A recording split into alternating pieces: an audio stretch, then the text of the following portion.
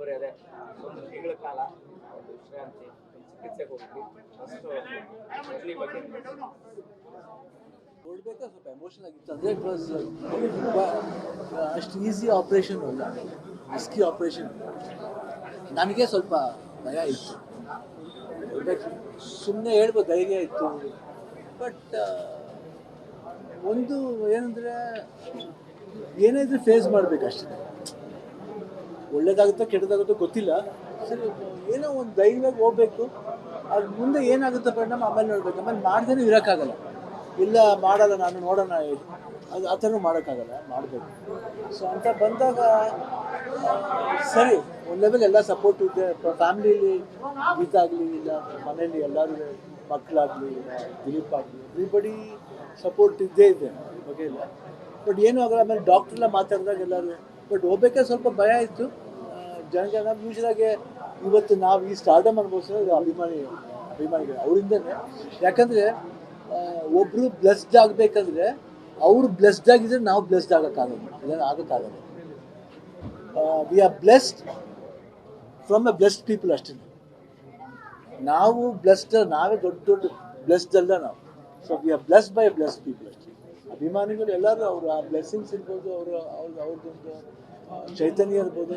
But ಅಲ್ಲಿವರೆಗೂ ಮಾಡ್ದು, ಏನು operation ಆಗೋವರೆಗೂ ಏನೇನು ಮಾಡಬೇಕೋ ವರ್ಕ್ ನಡೀತಾ ಇತ್ತು, ಕೀಮೋ ನಡೀತಾ ಇತ್ತು. ಆಮೇಲೆ ಡಾಕ್ಟ್ರು ಮಾತಾಡಿದ್ರು. ಹೋಗ್ಬೇಕಾದ್ರೆ ಸ್ವಲ್ಪ ಎಮೋಷನ್ ಆಗಿತ್ತು, ಭಯ ಇತ್ತು. ಹೋಗ್ಬೇಕಾದ್ರೆ ಇಡೀ ದಿನ ಫ್ಲೈಟ್ಲಿ ಟ್ರಾವೆಲ್ ಮಾಡಿದ್ರು. ಅಬೌಟ್ 21 hours ಫ್ಲೈಟ್ ಟ್ರಾವೆಲ್ ಹೋಗ್ಬೇಕಾದ್ರೆ. ಫಸ್ಟ್ ಏರ್ಪೋರ್ಟಿಂದ ಇಳಿದ ಮೇಲೆ ಆ ಹಾಸ್ಪಿಟ್ಲ್ ಮುಂದೆ ಹೋಗ್ಬೇಕಾದ್ರೆ ಆ ಹಾಸ್ಪಿಟ್ಲ್ ನೋಡಿದ ತಕ್ಷಣ ಗೊತ್ತಿಲ್ಲ ಅದೇನಂತ.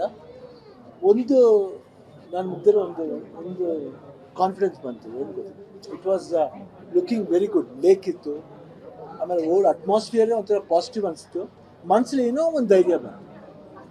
ನಾನು ಗೀತಂಗೆ ಹೇಳಿದೆ, ಏನೋ ಒಂಥರ ಧೈರ್ಯ ಬರ್ತಾ ಇದೆ. ಅದಾದಮೇಲೆ ಆಯಿತು, ಡಾಕ್ಟ್ರ್ ಮನೆಗೆ ಹೋಗಿದ್ದೆ ಊಟಕ್ಕೆ, ಅವರು ಎಲ್ಲ ಮಾತಾಡಿದ್ರು.